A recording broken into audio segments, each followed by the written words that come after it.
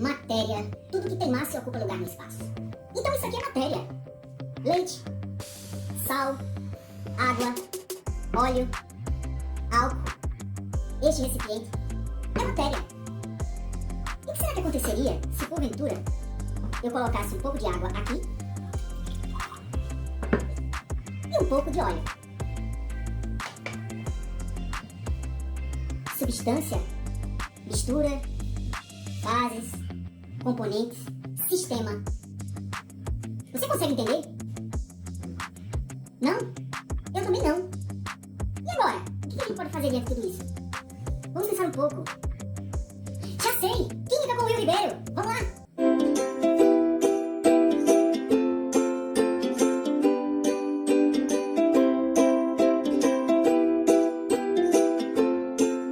Olá pessoal, tudo bem com vocês? Sejam todos muito bem-vindos ao Química com Will Ribeiro. Aqui é Descomplicado. Gostaria de lembrar para você, se você ainda não é inscrito no meu canal, aproveita, clica aí nesse link vermelho, faça sua inscrição e mantenha-se conectado aqui no nosso canal. Na aula de hoje nós vamos estudar sobre a classificação da matéria e responderemos aos seguintes questionamentos. Como se classifica a matéria? O que é sistema? O que é alotropia? Já preparou sua caneta, seu bloquinho de notas? Porque nossa aula já vai começar. Bom, a matéria é classificada em substâncias puras e misturas. As substâncias puras, por sua vez, apresentam composição fixa e não podem ser purificadas, ao contrário das misturas que, mediante processos de purificação, podem ser transformadas às substâncias puras originais. Uma coisa que nós temos que entender a partir de agora é que quando se tratar de falar em substância pura, elas são subdivididas em duas categorias, substâncias simples e substâncias compostas. E o conceito dessas duas está associado à existência do conceito de elemento químico, que é nada mais nada menos que um conjunto de átomos com as mesmas propriedades químicas, ou seja, com o mesmo número atômico. Podemos, assim, estabelecer que as substâncias simples são aquelas caracterizadas por átomos de um mesmo elemento químico. Por outro lado, as substâncias compostas são aquelas caracterizadas por átomos de elementos químicos diferentes. As misturas, por sua vez, caracterizam-se como sendo uma reunião de várias substâncias com diferentes propriedades físicas. Essas misturas podem ser homogêneas e também podem ser heterogêneas. A diferenciação entre a categorização homogênea e heterogênea está associado ao conceito de fase. Entende-se aqui fase como uma propriedade onde está associada ao aspecto visual, ocasionado pelo fato quando nós observamos determinado comportamento de determinadas substâncias em um compartimento. Então, ao observar e for visto uma única fase, ou seja, um aspecto visual uniforme, dizemos que essas misturas são homogêneas. Quando não há esse aspecto visual uniforme, as misturas são heterogêneas, caracterizando-se assim pela existência de pelo menos duas fases associadas ao sistema. E por falar em sistema, é um termo empregado para todo o estudo em si, seja aplicado para substâncias puras, seja aplicado também para misturas. Então, nós podemos dizer que temos um sistema homogêneo e podemos ter um sistema também heterogêneo. Homogêneo, aspecto visual uniforme, uma única fase. Heterogêneo, aspecto visual não uniforme, pelo menos duas fases ou mais, caracterizando aí o sistema. Bom, as substâncias elas são representadas graficamente por fórmulas químicas que são formadas por símbolos e índices numéricos que constituem a representação das moléculas. Uma vez que estamos tratando de substâncias, é preciso entender que elas também são constituídas por elementos químicos. Aqui representados, por exemplo, H maiúsculo para representar o elemento hidrogênio, N maiúsculo nitrogênio, Mg magnésio, Al alumínio. A reunião desses elementos químicos leva à constituição das substâncias em simples ou compostas. São substâncias simples aquelas constituídas por um único elemento químico, por exemplo, O2 e O3. Já as compostas são reunidas por dois ou mais elementos químicos, como, por exemplo, a molécula do CO2, a molécula de NH3 e a molécula de C2H6O. Misturas homogêneas são aquelas caracterizadas por uma única fase. Homo quer dizer igual. Então, como exemplo, nós temos o ar que respiramos, a sua composição é estritamente completa por gases. São 78% de nitrogênio, 21% de oxigênio, 1% de gás carbônico, vapor de água e outros gases. Outro exemplo que nós temos é o álcool hidratado, que ele é uma mistura homogênea de 96% de álcool etílico e 4% de água. A gasolina, embora tenha na sua composição diversos outros componentes, também constitui-se em uma mistura homogênea. Em se tratando de água mineral e água da torneira, nós podemos observar que na composição do rótulo da garrafa nós vamos ver o percentual, o teor de sais dissolvidos presente na água em estado líquido. Então, nós temos aqui a composição de substâncias que caracterizam misturas homogêneas, portanto, sistemas que constituem uma única fase. Outros exemplos que podemos destacar é quando nós temos a mistura de água com açúcar. Em proporções definidas, nós conseguimos observar uma única fase. Agora, é importante destacar que se você coloca açúcar numa quantidade em excesso, acima do coeficiente de solubilidade do açúcar em água, nós vamos observar uma outra fase, que seria o corpo de fundo, o que chamamos de precipitado. E aí não seria mais uma mistura homogênea, teríamos uma mistura heterogênea. Outros exemplos de misturas homogêneas é vinagre, soro fisiológico e caseiro e algumas ligas metálicas, a exemplo de bronze, que constitui-se aí na mistura de cobre e estanho. Constituem-se misturas heterogêneas, diferentes, ou seja, aqueles sistemas que são constituídos por mais de duas fases, pelo menos duas fases presentes. Um exemplo que nós temos é o ouro 18 quilate, que é constituído por 75% de ouro, 25% de cobre e prata. Outro exemplo é o granito, constituído aí de 3 componentes, que é o quartzo, feldspato e mica, caracterizando aí um sistema, uma mistura de 3 fases.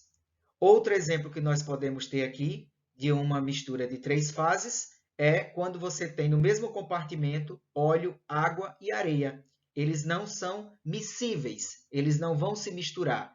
Dizemos que são substâncias immiscíveis, que não se misturam. Portanto, a distinção de cada uma dessas substâncias dá-se pela fase, que nós temos a fase óleo, a fase água e a fase areia. Outro exemplo é a água com gás. Nós temos aí a água líquida, o CO2, caracterizado pelo borbulhamento aqui, e os sais que estão dissolvidos. Então, nós temos aí uma mistura heterogênea. Outros 2 exemplos bastante conhecidos é o sistema leite e sangue. Visualmente, nós vemos o leite com a cor branca e o sangue na cor vermelha. Somos tentados com isso a dizer que estamos diante de uma mistura homogênea. Mas, ao empregar um microscópio, por meio dessa visão microscópica, nós conseguimos observar que o leite é caracterizado por água e uma camada de gordura. Já o sangue tem a questão aí, passando por processo de centrifugação, que nós vamos estudar posteriormente, vai ser possível observar por meio da visão microscópica, através dessa análise, conseguimos identificar aí os glóbulos brancos, os glóbulos vermelhos, entre outros constituintes, caracterizando como uma mistura heterogênea. Até agora nós falamos em substâncias, falamos em misturas. E o termo sistema? O termo sistema ele pode ser empregado tanto para quando eu estiver trabalhando com substância pura, como estiver trabalhando com misturas. Então, nós observamos aqui a substância água pura. Entende-se aqui água pura, aquela água que passou por processo de purificação, como, por exemplo, a água destilada, a água deionizada, para a remoção de sais. Então, nós temos aqui uma substância pura, é puramente água no estado líquido. E aqui, no caso, a mistura caracterizando a água mineral. é a água, se você consultar o rótulo, né, das garrafas, você vai verificar toda a composição presente das substâncias que compõem essa mistura da água mineral. Esses sistemas apresentam propriedades uniformes em todos os seus pontos, ou seja, possuem uma única fase, portanto, são chamados de sistemas homogêneos. Já no caso de sistemas heterogêneos, que são aqueles, né, que apresentam propriedades que não são uniformes em todos os seus pontos de extensão, representam mais de uma única fase, né? Então, o que é que você tem aqui? Substância pura, água líquida e gelo. Bom, você diz, gelo é água, mas é água no estado sólido. E aqui você tem água líquida. Trata-se da mesma substância, apresentadas em duas fases, fase sólida e fase líquida, mas é uma substância pura. No caso da mistura água e óleo, é bem perceptível. Lembrando do conceito de densidade, né? Aqui você tem, né, água e o óleo, bem caracterizando aqui dois líquidos que são immiscíveis, que não se misturam, caracterizando, no caso, uma mistura e associado a isso, né, como um corpo de estudo, um sistema heterogêneo. Como estamos falando das questões de substâncias, existem algumas substâncias, no caso das substâncias simples, que elas têm diferenciação entre si e apresentam-se por meio de um fenômeno caracterizado, né, pelo que a gente chama de alotropia. O que seria esse fenômeno? Nada mais, nada menos do que um fenômeno que ocorre decorrente do compartilhamento de elétrons associado a cada um desses elementos. Eles existem em mais de uma forma. Ocorre geralmente com quais elementos? Com o oxigênio, enxofre, fósforo e carbono. Essas variedades alotrópicas elas podem diferenciar quanto à quantidade de átomos, ou seja, a atomicidade, ou também a sua estrutura cristalina. Vejamos alguns exemplos. No caso do elemento oxigênio, existem duas formas alotrópicas. O O2, que é o oxigênio molecular, que é o mais estável, que se apresenta em maior quantidade na natureza, e o O3, que é o ozônio, né, caracterizando aí a camada de ozônio. No caso do enxofre, que é representado por 8 átomos de enxofre, a sua molécula, nós temos as formas alotrópicas rômbica e monoclínica, sendo o enxofre rômbico o mais estável. E os cristais dessas duas variedades alotrópicas são diferentes.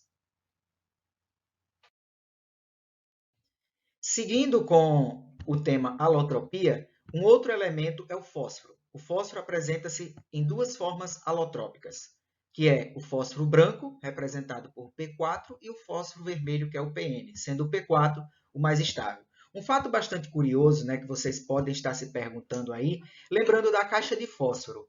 Quem é o fósforo em si? É o palito ou é a caixa com essa partezinha aqui, áspera, onde nós vamos, através do atrito, promover a ignição e acender esse fósforo? Então, o fósforo vermelho está presente aqui, nessa parte da caixa de fósforo, e não no palito, como erroneamente muitos acreditam ser. Uma coisa bastante importante nessas questões relacionadas ao fósforo é que o fósforo branco ele deve ser guardado imerso em água, pois ele entra em ignição muito facilmente, ou seja, entra em combustão espontânea quando em contato com o ar. Então, muito cuidado ao se manipular, né, esse tipo de substância. Para mais uma variedade alotrópica, nós temos o elemento carbono, que apresenta-se aí em 4 variedades alotrópicas principais. No caso, o grafite, que, como sendo mais estável, quando a gente pensa em grafite, lembra do lápis grafite mesmo. Aí vem o diamante, o fulereno e os nanotubos. Essas estruturas alotrópicas elas diferem em si no arranjo dos átomos que formam o retículo cristalino, isto é, a sua estrutura cristalina. É quem vai diferenciar cada uma dessas formas alotrópicas. Bom, pessoal, nós estamos chegando ao fim da nossa aula. Espero que vocês tenham gostado até aqui do que estamos discutindo. Para mim está sendo bastante empolgante estar discutindo esses temas com vocês. Aproveito para lembrar para vocês que inscrevam-se no meu canal, divulgue para os seus amigos, para os seus inimigos, deixe o seu joinha se você gostou do vídeo, impulsione o canal através da ativação do sininho para que vocês possam receber as notificações de Will Ribeiro em tempo real. Sigam-me através das redes sociais por meio do Instagram e não se esqueçam que Química com Will Ribeiro aqui é descomplicado. Muito obrigado, até a próxima aula, até qualquer momento.